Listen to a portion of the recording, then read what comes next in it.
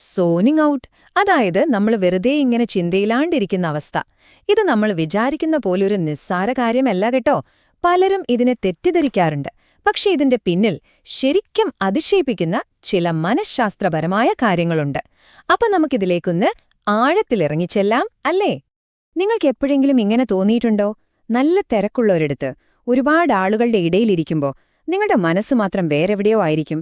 ചുറ്റും എന്തു നടക്കുന്നോ എന്ന് പോലും നമ്മൾ അറിയുന്നില്ല. പലരും പറയും ഇത് ശ്രദ്ധയില്ലാത്തതുകൊണ്ടാണെന്ന്. പക്ഷെ സത്യം അതൊന്നുമല്ല. ഇവിടെയാണ് ഏറ്റവും രസകരമായ ഒരു കാര്യം വരുന്നത്.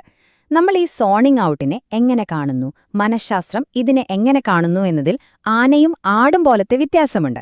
നമ്മളിങ്ങനെ ഓർമ്മക്കുറവ് അല്ലെങ്കിൽ ഭയങ്കര മടിയാണ്, ശ്രദ്ധിക്കുന്നില്ല, നമ്മളെ ബഹുമാനിക്കാത്തതുകൊണ്ടാണ് എന്നൊക്കെ അങ്ങ് മുദ്രകുത്തും. പക്ഷേ സത്യം നേരെ തിരിച്ചാണ്. ഇത് ശരിക്കും ഉയർന്ന ഭാവനാശേഷിയുടെയും വളരെ ആഴത്തിലുള്ള ചിന്തയുടെയും, എന്തിനേറെ പറയുന്നു, സ്വയം നിയന്ത്രിക്കാനുള്ള നമ്മുടെ കഴിവിന്റെയൊക്കെ ഒരടയാളമാണ്. അപ്പോ നമുക്ക് ഈ തെറ്റിദ്ധാരണകളൊക്കെ ഒന്ന് മാറ്റിവെച്ചിട്ട് ഇതിന്റെ യഥാർത്ഥ കാരണങ്ങൾ എന്തൊക്കെയാണെന്നും ഇതിനെ എങ്ങനെ നമ്മുടെ ഒരു കഴിവായിട്ട് കാണാമെന്നും ഒന്ന് നോക്കാം. അപ്പോൾ നമ്മൾ ആദ്യം പറഞ്ഞ പോലെ സാധാരണ നമ്മൾ കൊടുക്കുന്ന ലേബലുകളൊന്നും ഇതിന്റെ യഥാർത്ഥ ചിത്രം തരുന്നില്ല. അപ്പോൾ പിന്നെ എന്തുകൊണ്ടാണ് ഇങ്ങനെ സംഭവിക്കുന്നത്? നമുക്ക് നോക്കാം. ഒന്നാമത്തെ കാരണം, നിങ്ങൾക്ക് വളരെ സമ്പന്നമായ ഒരു ആന്തരിക ലോകം ഉള്ളതുകൊണ്ടാണ്. സൈക്കോളജിസ്റ്റുകൾ ഇതിനെ ഡീപ്പർ ഇന്നർ വേൾഡ് എന്നാണ് വിളിക്കുന്നത്. അതെന്താണെന്ന് വെച്ചാൽ, നിങ്ങളുടെ ഉള്ളിലെപ്പോഴും പുതിയ ആശയങ്ങളും ഭാവനകളും ചിന്തകളുമൊക്കെ ഇങ്ങനെ തിളച്ചുമറിഞ്ഞുകൊണ്ടിരിക്കുകയാണ്. അപ്പോൾ പുറത്തു നടക്കുന്ന കാര്യങ്ങളെക്കാൾ കൂടുതൽ ഇൻട്രസ്റ്റിംഗ് ആയിരിക്കും നിങ്ങളുടെ ഈ ഉള്ളിലെ ലോകം. സ്വാഭാവികമായും മനസ്സ് അങ്ങോട്ട് പോവില്ലേ? അതായത് പുറമേന്ന് നോക്കുമ്പോൾ നിങ്ങൾ വെറുതെ ഇരിക്കുകയാണെന്ന് തോന്നും. പക്ഷെ ഉള്ളിൽ നിങ്ങളുടെ തലച്ചോറ് ശരിക്കും പണിപ്പുരയിലാണ്. പുതിയ ഐഡിയകൾ ഉണ്ടാക്കുന്നു, പഴയ ഓർമ്മകളെ കൂട്ടിയിണക്കുന്നു, ചിലപ്പോൾ സങ്കീർണമായ പ്രശ്നങ്ങൾക്ക് പരിഹാരം കാണുകയായിരിക്കും. ഇത് വെറുമൊരു കാര്യമല്ല, ഉയർന്ന ഭാവനാശേഷിയുടെയും നല്ല അവബോധത്തിന്റെയും ഒരു സൂചനയാണ്. രണ്ടാമത്തെ കാരണം എന്താണെന്ന് വെച്ചാൽ, നമ്മുടെ തലച്ചോറ് വിരസതയിൽ നിന്ന് രക്ഷപ്പെടാൻ ശ്രമിക്കുന്നതാണ്. ഒന്നാലോചിച്ചു നോക്കിക്കേ, തീരെ താൽപ്പര്യമില്ലാത്തൊരു സംസാരത്തിന്റെ ഇടയിൽ അല്ലെങ്കിൽ ഒരു ബോറൻ മീറ്റിംഗിലിരിക്കുമ്പോൾ സ്വാഭാവികമായും നമ്മുടെ മനസ്സ് അവിടെ നിൽക്കില്ല, അല്ലേ? ഇതിനെയാണ് ശരിക്കും ബൗദ്ധികമായ വിശപ്പ് അല്ലെങ്കിൽ ഇന്റലക്ച്വൽ ഹങ്കർ എന്ന് പറയുന്നത്. നിങ്ങളുടെ മനസ്സിനെപ്പോഴും പുതിയ അറിവുകളും ആഴത്തിലുള്ള ചിന്തകളുമൊക്കെ വേണം. ചുറ്റുമുള്ള സംസാരത്തിലോ സാഹചര്യത്തിലോ അതിനുള്ള വകയൊന്നും കിട്ടാതെ വരുമ്പോൾ എന്തു ചെയ്യും? മനസ്സ് സ്വന്തമായിട്ട് അതിനുള്ള ഒരിടം കണ്ടെത്തും. അതുകൊണ്ട് ഒരു ബോറടിപ്പിക്കുന്ന മീറ്റിംഗിലിരിക്കുമ്പോൾ നിങ്ങളുടെ മനസ്സ് വേറെ എവിടെയെങ്കിലും പോവുകയാണെങ്കിൽ അതൊരു തെറ്റായിട്ട് കാണണ്ട. നേരെ മറിച്ച് നിങ്ങളുടെ തലച്ചോറ് അതിനു വേണ്ട ആ ഒരു സ്പാർക്ക്, ആ ഒരു ഊർജം സ്വയം കണ്ടെത്തുകയാണെന്ന് കരുതിയാൽ മതി.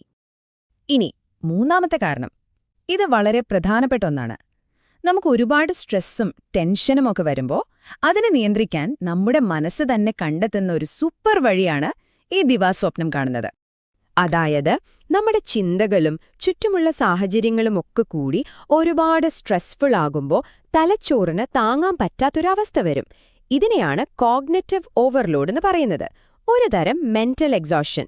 അപ്പോൾ ഈ ഒരു ഓവർലോഡിൽ നിന്ന് രക്ഷപ്പെടാനാണ് മനസ്സ് ശ്രമിക്കുന്നത്. ഇതിന്റെ ഒരു പ്രോസസ്സ് വളരെ സിമ്പിളാണ്. ആദ്യം ചുറ്റുപാടിൽ നിന്ന് ഒരുപാട് സ്ട്രെസ് വരുന്നു, അത് നമ്മുടെ തലച്ചോറിനെ താങ്ങാൻ പറ്റാതാവുന്നു, അതായത് കോഗ്നിറ്റീവ് ഓവർലോഡ്. അപ്പത്തന്നെ മനസ്സെന്ത് ചെയ്യും? അത് പതിയെ ഒരു സേഫ് സോണിലേക്ക്, അതായത് ഒരു ദിവാസ്വപ്നത്തിലേക്ക് പിൻവാങ്ങും. ഇത് നമ്മുടെ നെർവസ് സിസ്റ്റത്തെ കൂൾ ഡൗൺ ചെയ്യാൻ സഹായിക്കും. ശരിക്കും പറഞ്ഞാൽ ഇത് നമ്മുടെ തലച്ചോറിന്റെ ഒരു ഇന്റലിജന്റ് ഡിഫൻസ് മെക്കാനിസമാണ്. ഇനി അവസാനത്തെ പോയിന്റ്, ഈ സോണിംഗ് ഔട്ട് എന്ന് പറയുന്നത് ശരിക്കും ആഴത്തിലുള്ള ചിന്തയ്ക്കും പുതിയ വഴികൾ കണ്ടെത്താനുമുള്ള ഒരു അടിപൊളി ടൂളാണ്. നമ്മൾ വെറുതെ ആകാശത്തേക്ക് നോക്കിയിരിക്കുകയാണെന്ന് മറ്റുള്ളവർക്ക് തോന്നും. പക്ഷെ യഥാർത്ഥത്തിൽ നമ്മുടെ മനസ്സ് സൈക്കോളജിസ്റ്റുകൾ പറയുന്ന ഡീപ്പർ തിങ്കിംഗ് സ്റ്റേറ്റിലേക്ക് പോവുകയാണ്. ഇത് വളരെ ക്രിയേറ്റീവായിട്ടുള്ളൊരു സ്റ്റേറ്റാണ്.